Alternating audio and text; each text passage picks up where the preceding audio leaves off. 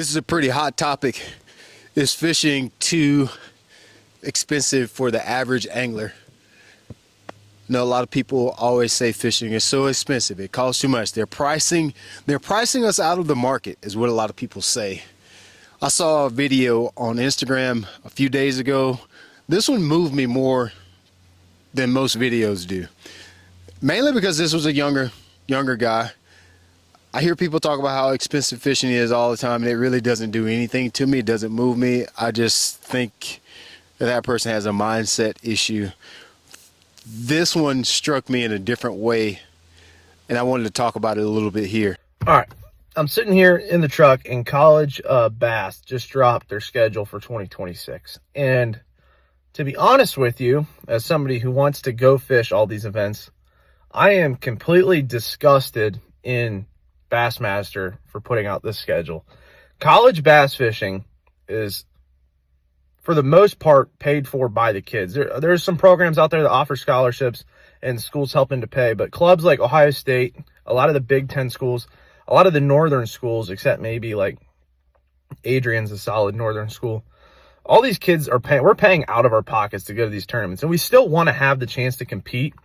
But how it works is there's two different divisions you can qualify for the national championship. One division, both divisions have a tournament in Florida. The one division then goes to Texas and Oklahoma.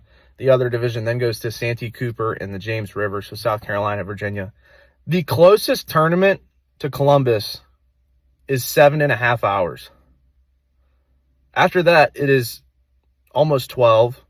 And then if you go to Okeechobee to fish that division, you're looking at 18. So bass fishing in college will cease to exist north of the Mason-Dixon line if College Bassmaster keeps excluding all these northern schools where kids want to compete.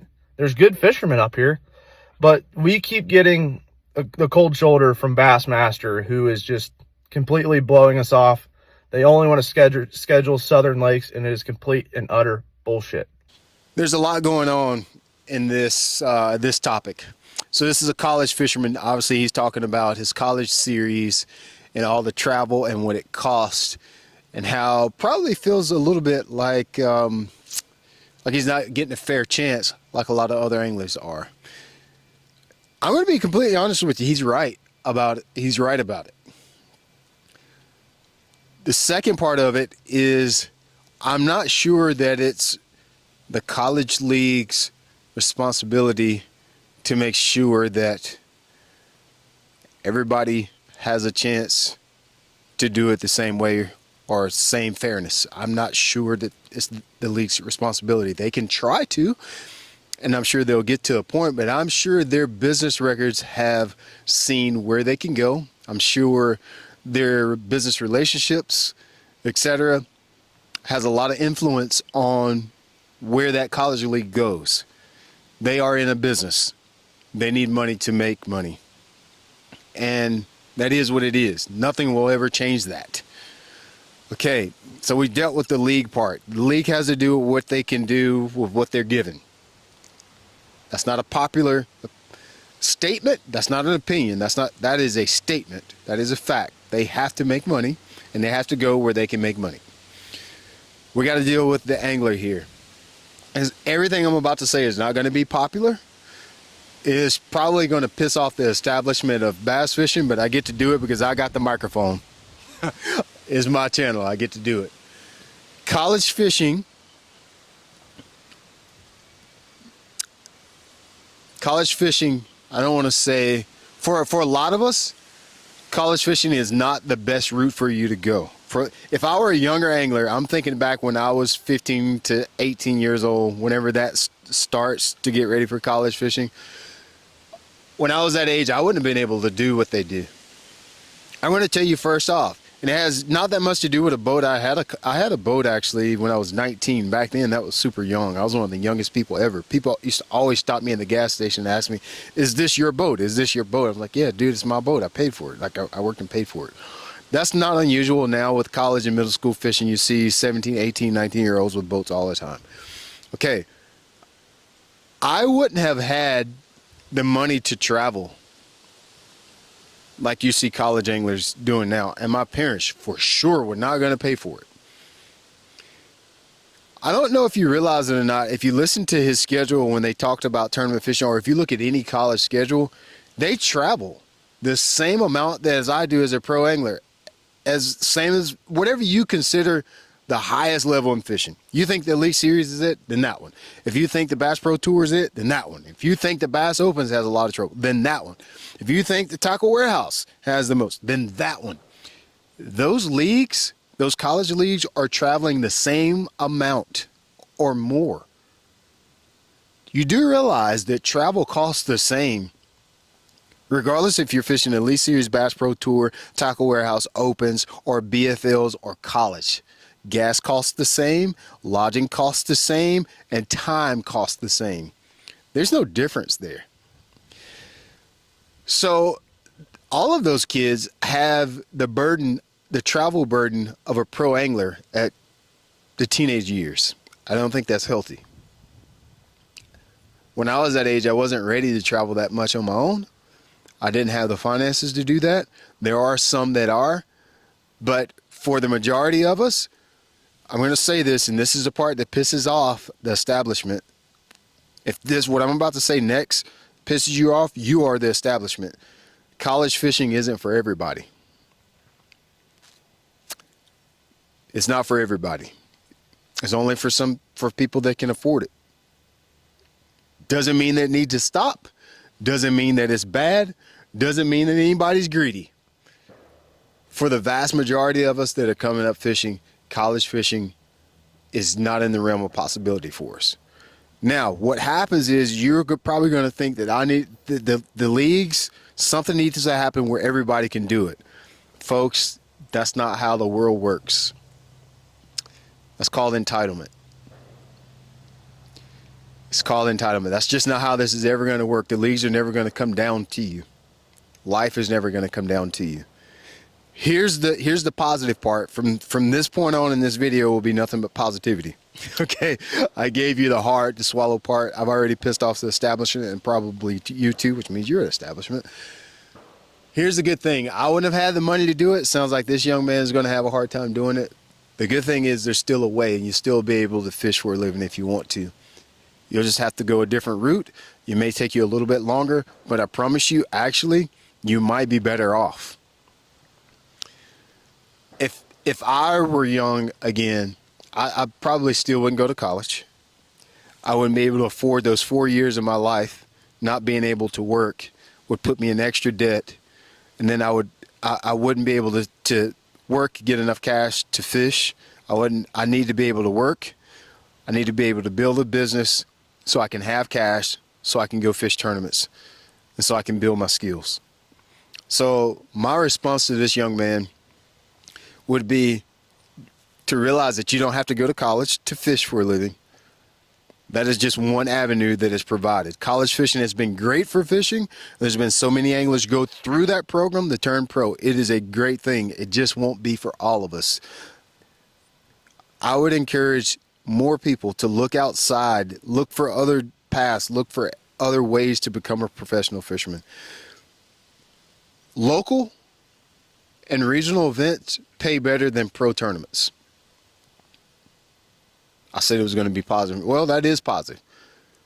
I have a bunch of tournaments here in the Carolinas and Georgia that are $50,000 championships. Pay $10,000 to $15,000 for every qualifying tournament, team tournaments. They have an entry fee for like $250. The entry fee for the pro circuit this year is $5,500. I remember a time not that far ago where I never had that much money at once. So open your eyes to the possibility of fishing locally and regionally. Fish BFLs, fish your team tournaments, find those high dollar team tournaments in your area that pay, sometimes, like I said, the championship can pay up to $50,000. Guys are winning boats. You want to start small. Traveling across the country as a teenager is not in the realm of possibility for the vast majority of us. I would be in that crowd, so I can talk to you. Not in that crowd now, but it's because I took the incremental steps to get to where I am now. I started off People don't know this about me, but I didn't get to fish that much in my teens and 20s. Not tournament fish. I fished a bunch, but not tournament fish. Oftentimes, I only got to fish my 5 BFLs and club tournaments. I fished about 10 events a year. I fished my club tournament because it paid well, and I usually could do really good in there. And then I fished BFLs. That was it. The rest of the year, I worked so I would have money to fish the next season. It took me a long time, but it worked. Oftentimes kids, oftentimes adults, they have to quit fishing because they try to take too big a step too far. You cannot start out fishing the opens. You cannot start out fishing the Toyota Series. You need to fish clubs. You need to fish regional team tournaments. You need to fish BFLs first. Build your skills. Listen, guys, you'll get money there. I know some of these college events, you don't get money, and you're spending to get there. And well, somebody will say, well, the clubs reimburse the guys. You still got to have the money up front. I would have never had the money up front. I had one of those bank accounts that had anywhere from $70 to $250 all the way into my 20s. Yes, you heard that right, all the way into my 20s. So that's not reasonable for all of us. Start fishing locally. You'll be able to win some money. You can take that money and you'll be able to work and build your business. Whatever you do, I highly suggest anybody that wants to fish for a living, you need to start a hustle now. Wash cars, cut grass, rake leaves, fix computers, paint, find a trade and do it and start. But you're going to need a lot of money. That's never going to change. Nobody's going to come save you. This adults too. Start a side hustle. Nobody's going to come save you. The leagues don't care. It's not their responsibility. It's not the government. It's not Trump's responsibility. You need to figure out how you can make you some money doing whatever you have to do. Cut trees. I don't know. Start a YouTube channel. I don't know. Make lemonade. I don't care. You're going to have to do something because it does take a lot of money to do this. So if you're coming out of college, figure out a way to make money. I can't give you all the examples. For me, I did everything outside. I was lucky enough that my family grew up in a landscaping company. I started my own company that spun off with that company. I cut grass, I sowed grass, I installed landscapes, I hauled gravel, I made driveways, I put in irrigation, I did outdoor lighting, built water fountains, I installed gardens. I did all kinds of things. I played bass for a little while. That gave me a little cash, not that much. But I did whatever I had to do to get extra money. You're going to need a bunch of it. You're going to need a bunch of it. You want to do this, you're going to need a bunch of money, and nobody's going to bring it to you. Find you something you can do to make money. Pressure wash. People don't want to do anything that's hard. Figure out what's hard that a lot of people need. You'll make money. It'll be easy. Making money is actually easy. It really is. Do that. Fish locally. That's going to give you money. You're going to build your skills fishing those BFLs, those team tournaments, and the club tournaments. That's going to give you money, and you're going to build your skills. You'll take that money, and then you'll fish the Toyota Series or Opens after you do that. 3, 4, 5, 6. For me, it was like 2008. It was like 8 years. I did it for 8 years. Sometimes I didn't even get to do it in that 8-year span. Sometimes I didn't have enough money to do it. I had a bad year, and I either didn't catch them, I didn't have money. One year my wife was sick, so I didn't get to do it. 8 years. All right, you'll do that. Then you'll step up to start fishing the Toyota Series. Fish there 3, 4, 5, 6, 8, 10 years, however long it takes you. You're going to win some money. You'll take that money and you'll fish Tackle House Pro Circuit. Maybe you qualify for the Elite Series. Maybe you qualify for the Bass Pro Tour. The system is actually set up very well. The problem is most people want to jump ahead. I'm good enough now. I need to fish the Tackle Warehouse Pro Circuit. You'd never won a club tournament. I'm good enough now. I want to fish the Elite Series. I start fishing the Opens now. It's a bad recipe. It's a recipe for disaster, and only a few people make it that way. If you're a normal, average person, the steps are there. $50 tournaments, $200 tournaments, $500 team tournaments. Those are very accessible and in every single state. If it's not in your state, it's in a state close by. Do that. Fish those, work your way up slowly. If you're a college angler, make sure you're going to college for something that you actually want to make a living at. Don't go to college to fish. You'll end up in debt, you'll waste time, and you won't have money. You won't be able to build those businesses. If you do what I'm talking about, you're going to be ahead of the kids that had it handed to them, because you're going to know how to make money. And once you become a pro fisherman, money just doesn't come jump in your pockets. You have to learn how to make money still. I don't know how people don't know that. Once you qualify for the elites, or once you qualify for the Bass Pro Tour, once you jump into the pro circuit, once you jump into the opens, money doesn't just start coming in because you have a title. You have to still know how to make money. I will say I was at a disproportionate, and I'm still at a disproportionate advantage because of the way I saw my dad work. He didn't even have to teach me. I saw how he made money and how he negotiated deals and how he beat the bushes for money. I was at a disproportionate advantage because of that. You will be at a disadvantage if you look for alternate routes. If you figure out how to do it, you want to have full control in your hand of how far you go, how much money you make, and how deep you take this fishing thing. And if you look, there's opportunities. It is literally raining opportunities now. You want me to tell you why? Because most pro fishermen want to fish 6 tournaments and go deer hunting for the rest of the year. If you deer hunt after fishing season, I'm not talking about you, but I'm talking about the guys that feel entitled to get sponsors and get paid without actually working.